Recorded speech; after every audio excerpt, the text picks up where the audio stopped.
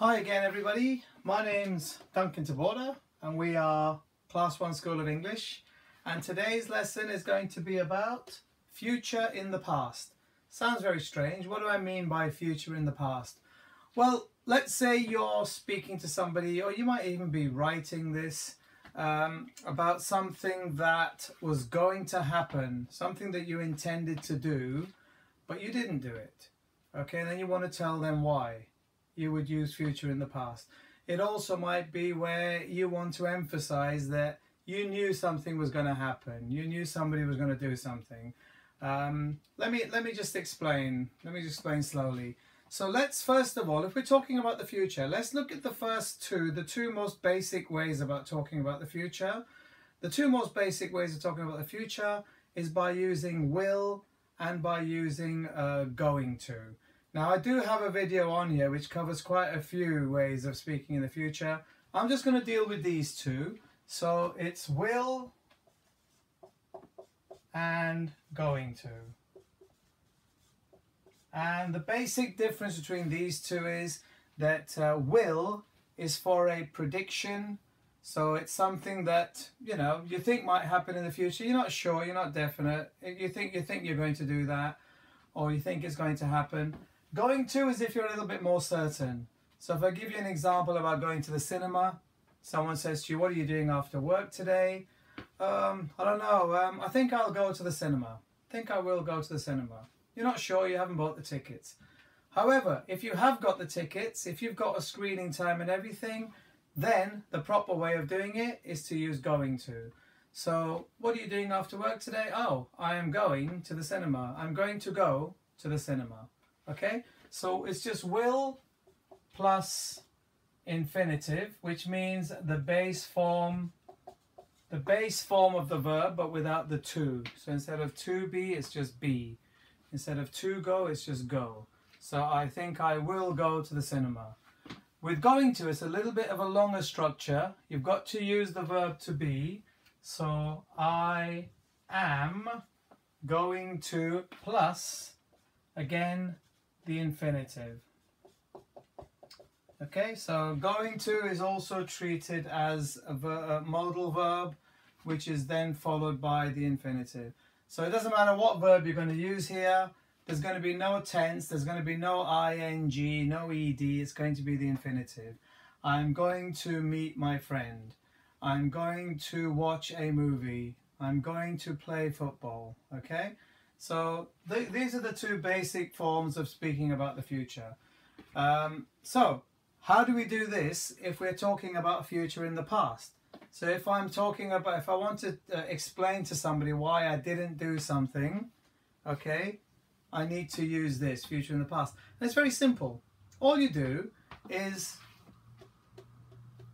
the form that you use to talk about the simple future, okay, you use the same form, but you just take a step back in tense. Now, one tense back from will is actually would. Okay, so here's a scenario. I say to you, I will phone you tomorrow. Okay, don't worry, I will phone you tomorrow. Tomorrow comes and I don't phone you. Okay, so the next day you say to me, why didn't you call me when you said you would? So now I have to explain to you why, at that point in the past, I didn't do what I said I was going to do in the future. Okay? So why didn't I, on that day, why didn't I call you the day after? And the way I do it, I said I will phone you tomorrow. Okay, so I'm really sorry. I know I said I would phone you the next day, but I didn't, for whatever reason. Yeah. So I've gone from I will phone you to I said I would phone you. So I've taken a step back. I do exactly the same for going to. I say here, I am going to phone you. Okay? So now I'm making it a bit more definite. Yes, don't worry. I am going to phone you tomorrow. Something happens, I don't phone you. So then again, you ask me, why didn't you phone me when you said you... Okay, here's my reason. I am so sorry. I know I said I was going to phone you. Okay, again, I've taken a step back. Am is the present simple. I've now got to go to the past simple. I know I said I was going to phone you, but something came up and I couldn't. Okay, so this is known as future in the past. When you're trying to explain why at a certain point in the past you didn't do what you said you were going to do, or something didn't happen, or something did happen. It could be something did happen. So I say to you, you're going to win that singing contest tomorrow. You are going to win that singing contest tomorrow. Okay, let me write that down. You are going to win that singing contest. I'm so confident in you. I've made this into a plan, not a prediction. I'm so confident in you. You are going to win that singing competition tomorrow. And you say, no, no, no, no, there's much better singers than me. You say, no, no, no, you are going to win. All right?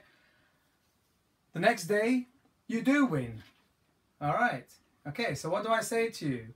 I don't say, sorry, I was, now you did do it, so now I'll say, see, I told you, I knew you were going to win.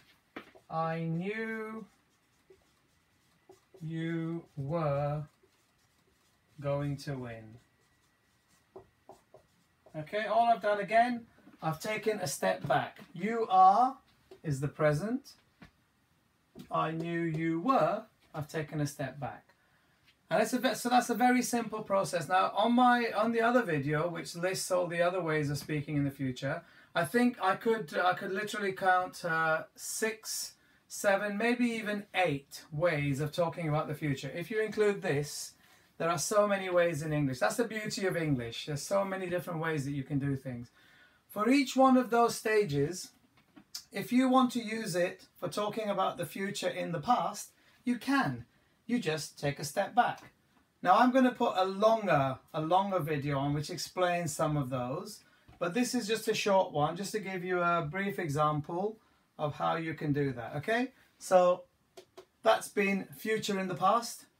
I hope it's helped you. If it has, come back, watch some more. Over and out.